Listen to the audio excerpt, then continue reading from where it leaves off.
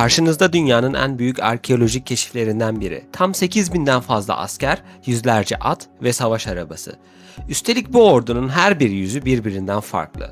Bugün Çin'in ilk imparatoru Qin Shi Huang'ın mezarını korumak amacıyla yaklaşık 2200 yıl önce inşa edilen bu inanılmaz yeraltı ordusunu keşfedeceğiz. Binlerce gerçek boyutlu asker, at ve savaş arabasından oluşan terrakotta ordusu tarihin en etkileyici arkeolojik keşiflerinden biri olarak kabul ediliyor.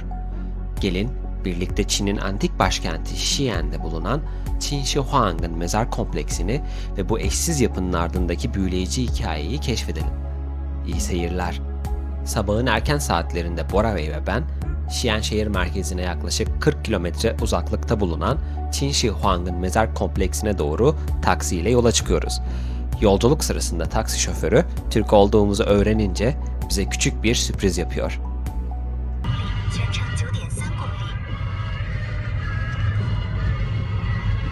Sönmeden yurdumun üstünde tütenen son ocak milletimin yıldızıdır parlayacak o benim milletimindir ancak. 这是土耳其国际歌。土耳其的国啊，这是个国际歌，对，土耳其人唱的。是的。啊，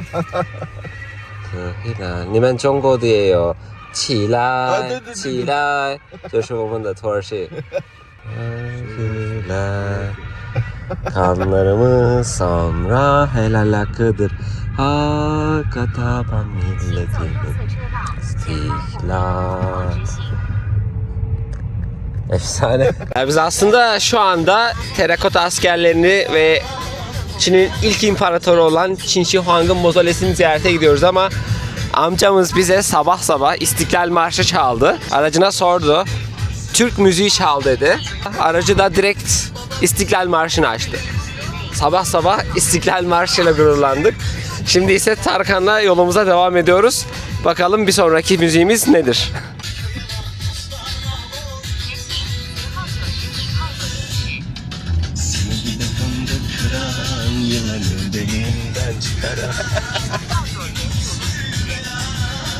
Yakalarsam.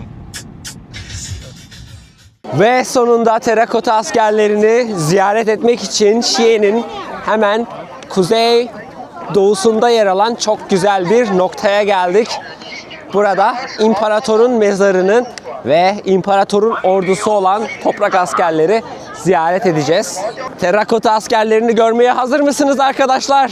8.000'den fazla birbirinden farklı yüz ifadesine sahip inanılmaz bir ordu göreceğiz. Gerçek orduyla birebir, gerçek insan boyuyla birebir yapılmış tarihin en çılgın projelerinden birisi. Efsane olacak. Hello sir, guide service? 非常感谢，不用。非常感谢，非常感谢， Çok teşekkür ederim. 非常感谢。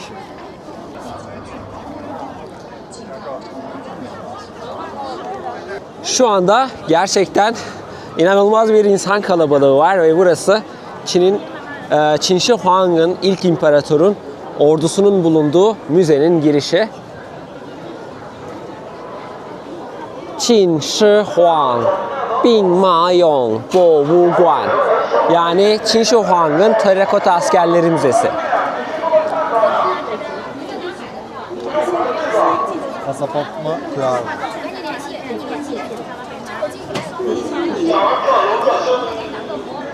Hello, 你好。 passport. Passport? Okay.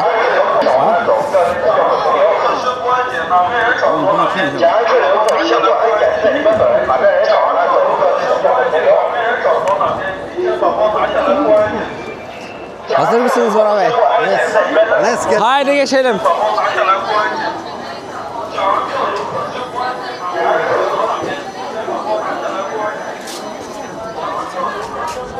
Bu bayraklı görmüş olduğunuz herkes buradaki tur grupları.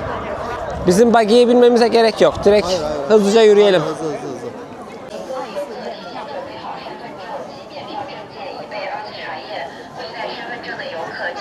Pasaport.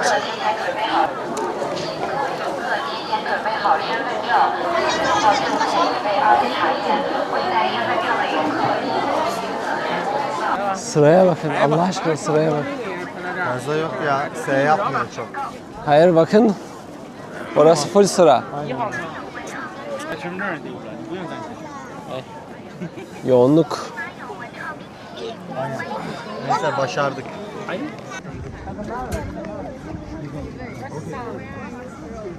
Bora Bey ne hissediyorsunuz? Şu anda bir insan selinin ortasındayız. İnsan seli Çin'de artık bir standart. Bu bir standart. Chongqing'den sonra garipsemiyoruz artık. Chongqing'de büyük sıkıntı vardı. Yoğunluk var. İnanılmaz bir sıra var. Bu da benim tur bayrağım işte. Görüyor musunuz?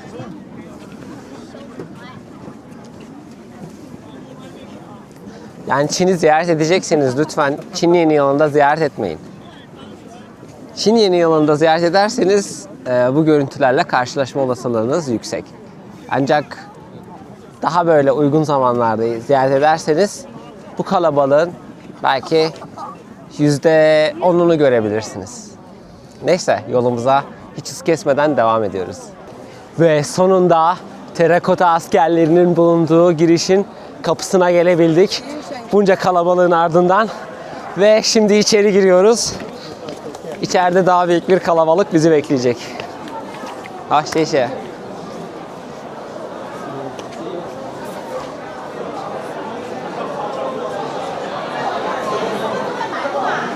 Bu taraftan. Oradan mı?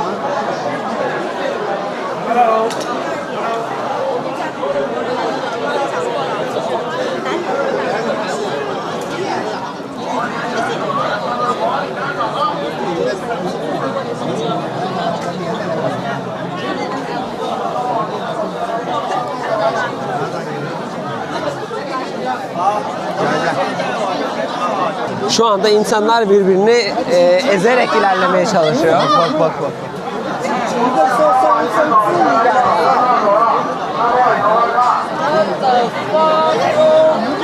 Çocuk şey diyor, what the fuck bro.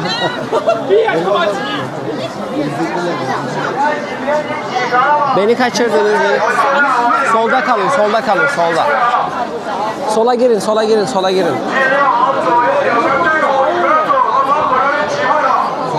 Sol, sol, sol. Sol hatta kal, sol hatta kal, sol hatta kal. Turkey, Turkey. Evet, evet, evet. Oh. Yeah. Az bir kalabalık var. Hello, hello. Ve işte karşınızda Çin'in ilk imparatoru Qin Shi Huang'ı korumak için oluşturulan efsanevi toprak askerler. İlk bakışta hepsi birbirine benziyor gibi görünse de dikkatli incelendiğinde her bir askerin farklı yüz ifadelerine, saç stillerine ve hatta kıyafet detaylarına sahip olduğu görülüyor. Yaklaşık 2200 yıldır burada bulunan ve şu anda gördüğünüz bu devasa alanda yer alan yaklaşık 8000 asker tarihin en etkileyici arkeolojik keşiflerinden biri olarak kabul ediliyor. Ve biz de bu kalabalık arasında toprak askerleri görüntülemeye çalışıyoruz. Şu an çıkmaya çalışıyoruz.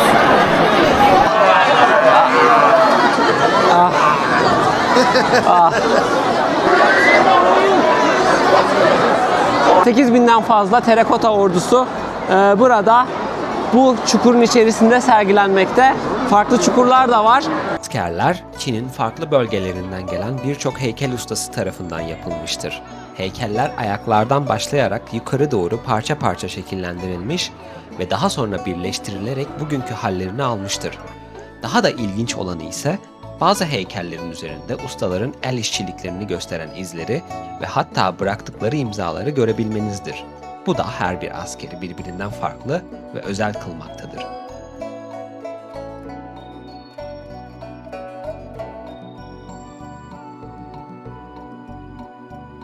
Bu ordu ilk oluşturulduğunda aslında üzerlerinde çok renkli doğal boyalarla yapılmış özel renkleri de vardı. Ancak uzun yıllardan sonra üzerlerindeki boyalar tamamen yok oldu ve bugünkü toprak halini aldı. Aslında surat ifadeleri, boyları, içindeki kıyafetler, tarzları, duruşları hepsi birbirinden farklı. Çünkü burada görmüş olduğunuz bütün askerler farklı heykeltıraşlar tarafından ülkenin genelinde emredilerek yaptırılmış ve özel olarak tasarlandırılmış askerler. Yani her birisi aynı standartta ancak hepsinin farklı özelliği olduğunu söyleyebilirim. İşte. Kesinlikle. Az önce Bora Bey ile birlikte yürürken arkadan o kadar itekliyorlar ki bizi. İnanamazsınız gerçekten. Yani vücudumuzla bariyer oluşturduk ve kendimize alanlar yarattık. Ve bu şekilde çekim yapmaya çalıştık. Özellikle o köşe dönüşte bence hayati risk de vardı. Kesinlikle ezilenler oldu, ezilenler oldu. Çünkü müthiş bir yoğunluk var.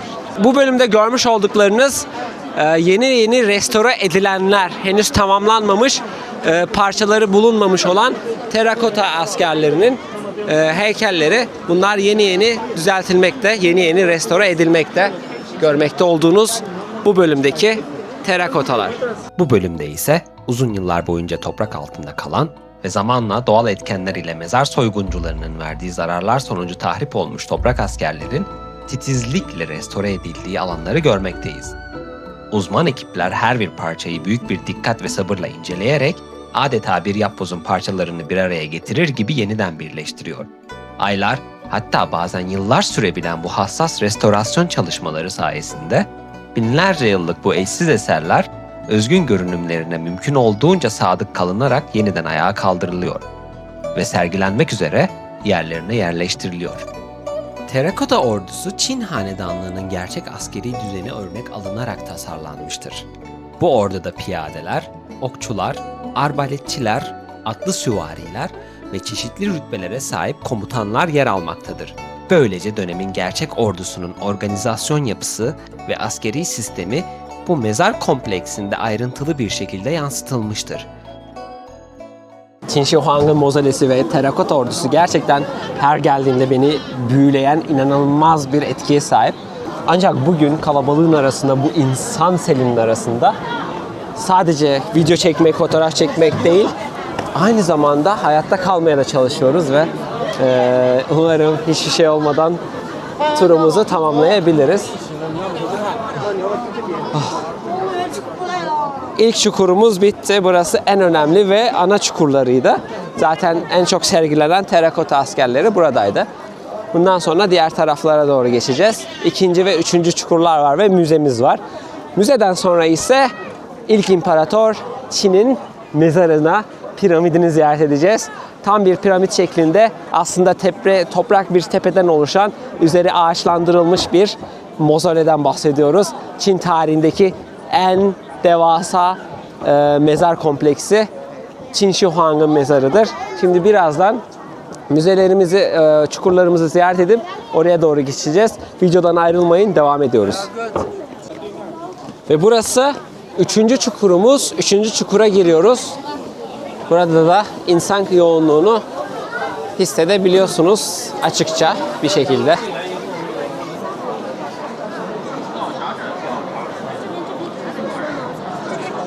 Burada birkaç farklı çukur var. Burada 3. çukur olarak geçiyor. Burada ise yine farklı heykellerin bulunduğunu görebiliriz. Asıl şey ikinci çukurda renkli olanların da bulunduğunu söylüyorlar. Birçoğunun kafası yok, birçoğunun kafası alınmış ya da zarar görmüş, çalınmış da olabilir söylentilere göre. Ancak buradaki heykeller gerçekten orijinaliyle neredeyse birebir aynı.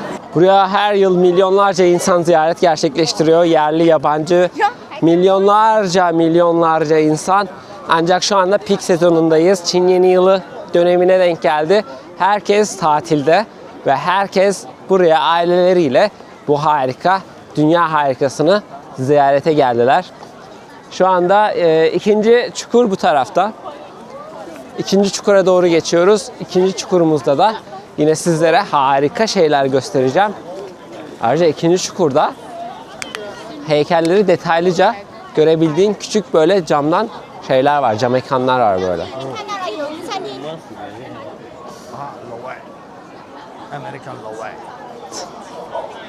Ve şu anda ikinci çukura geldik. Süper.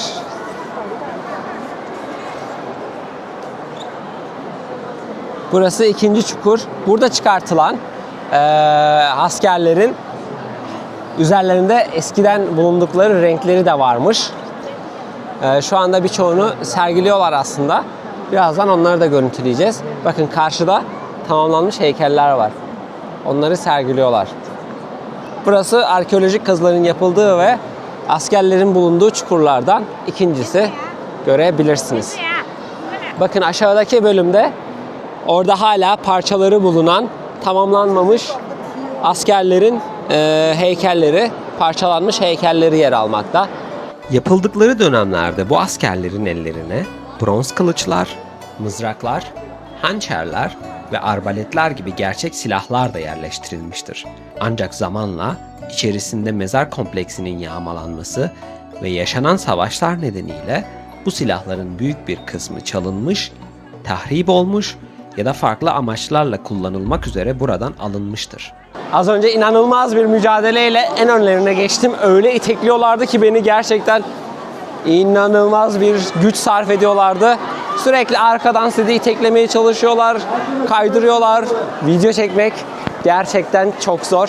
O yüzden bu kalabalıkta sizin için böyle bir içerik çekmeye, bu yoğunlukta çok önemli. Müzeye geldim. Videomu beğenip kanalıma abone olmayı sakın unutmayın. Çünkü hak ediyoruz yani artık. Bence de. Bakın burada bir tane daha var. Kralı görelim abi.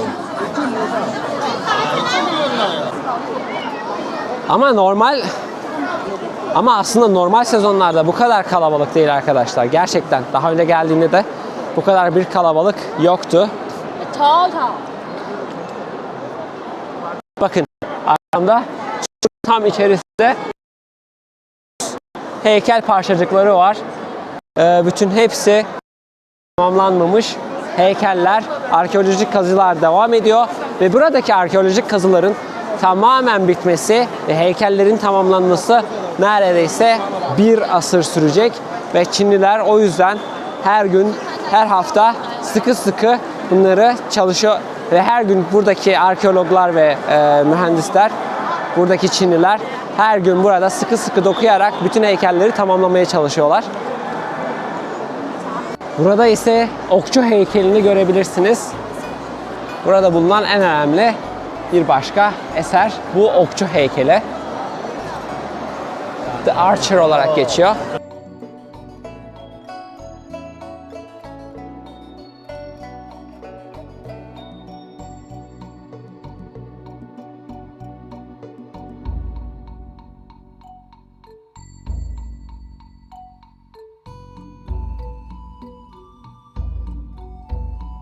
Şimdi ise buradaki Terakota ordusunun ve Qin Shi Huang'ın bazı eserlerinin bulunduğu müzeye geldik. Burası hemen çukurların yanı başında yer alan farklı bir alan. Bu mimari eserin içerisine de gireceğiz. Bu binanın içerisine de girip içerisinde neler varmış sizlere göstermeye çalışacağım. Biliyorsunuz ki Terakota ordusu UNESCO Dünya Miraslar listesinde yer alan çok önemli eserlerden. Burası da müzenin girişi. Müzemiz böyle bir avluya sahip ve bakalım içerisinde neler varmış. Çin Seddi'ni hepiniz biliyorsunuzdur. Çin Seddi'ni ilk kez inşa ettiren imparator, hükümdar Qin Shi Huang'dır.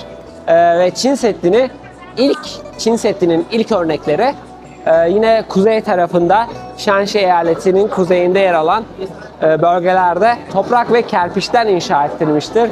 Qin Shi Huang, Çin'in kuzeyini kaplayan büyük topraktan duvarlar inşa ettirilmiştir ve bunlar Çin Seddi olarak bilinir.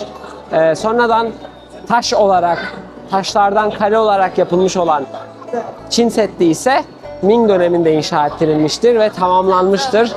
İmparator Çin'in döneminde inşa ettirilen ise tamamen toprak ve kerpiçtendir. Bunu da mutlaka unutmayın arkadaşlar. Herkes taştan olan duvarların ta Çin döneminde milattan önce 200-300'lere dayandığını sanır ama öyle değil.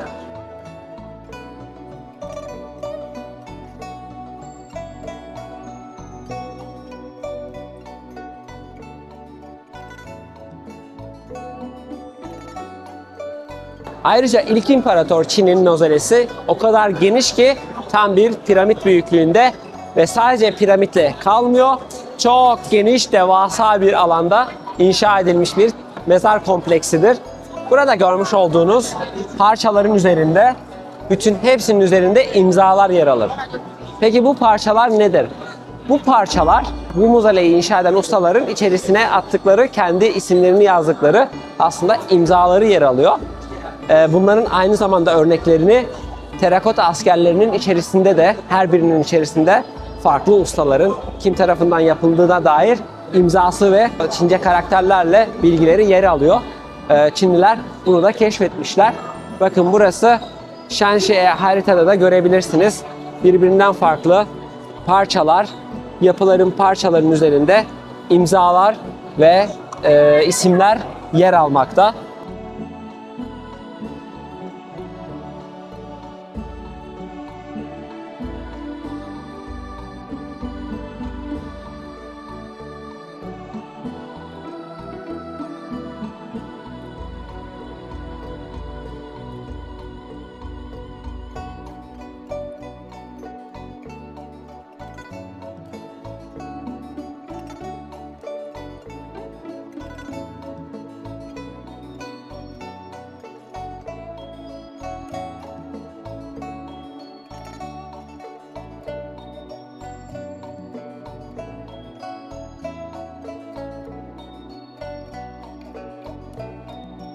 Bu bölümde görmüş olduğunuz kısımlarda ise bakın oklar var, bıçaklar var.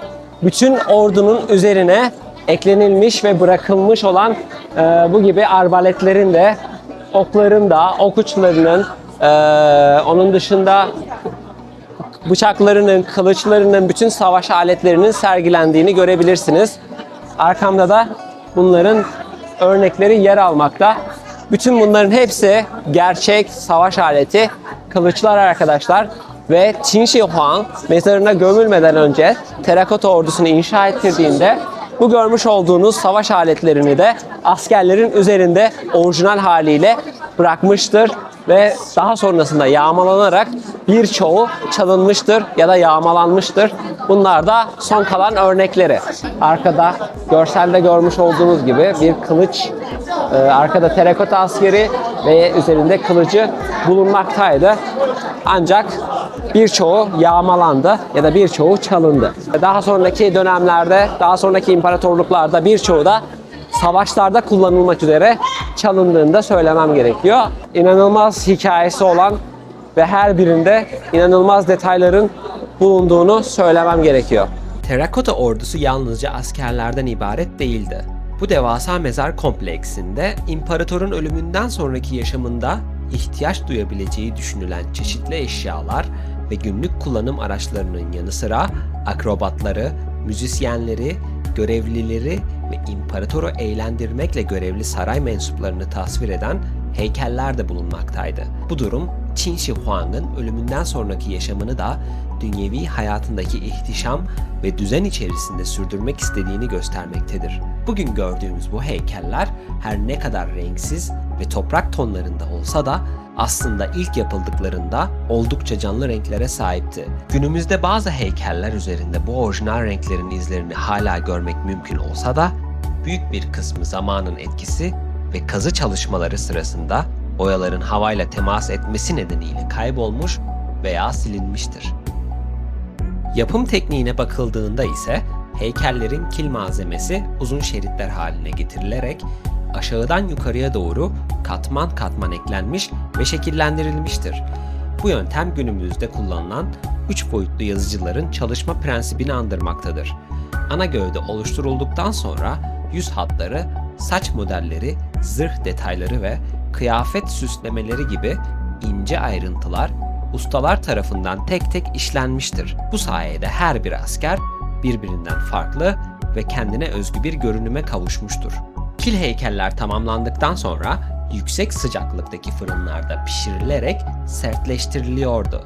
Daha sonra doğal boyalar kullanılarak askerlerin kıyafetleri, zırhları ve yüz detayları renklendiriliyor, hatta ellerine gerçek silahlar yerleştiriliyordu. Yani bugün gördüğümüz bu etkileyici terakota askerleri Yaklaşık 2200 yıl önce böylesine titiz ve detaylı bir süreç sonucunda ortaya çıkmıştır. İlk İmparator Qin, ölümünden sonra kendisini koruması için yalnızca terakota ordusunu yaptırmakla kalmamış, aynı zamanda bu devasa mezar kompleksinin merkezine piramit şeklinde dev bir anıt mezar da inşa ettirmiştir. Dış görünüşüyle Mısır piramitlerini andıran bu yapı, geniş bir alana yayılan devasa bir mezar kompleksinin tam kalbinde yer almaktadır.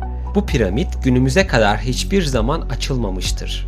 Yaklaşık 2200 yıldır gizemini koruyan bu devasa mezarın içerisinde Çin'in ilk imparatoru Qin Shi Huang ebedi istirahatine devam etmektedir. Burada da bir Türk dondurmacısı var. Merhabalar. Selamünaleyküm. İyiyim. Siz nasılsınız? Nerelisin? Çin mi? Çinlisin? Evet. Uygur? Evet. Uygursun. Aa. Türk müsün? Evet, Türk'üm. Ne zamandır burada çalışıyorsunuz? Bir ay oldu. Bir ay oldu. Evet. Patronunuz Türk mü? Patron Çin. Çinli? Evet. Aa, harika, harika. Kolay gelsin. Kolay gelsin. Teşekkürler. Bay bay.